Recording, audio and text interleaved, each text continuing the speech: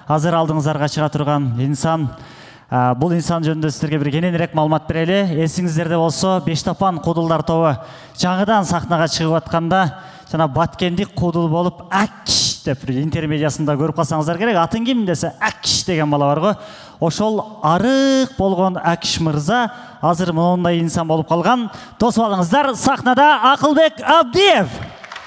Ассаламу алейкум. Жаңы жылыңыздар менен. Рахмат. Қол чабып отырамыз.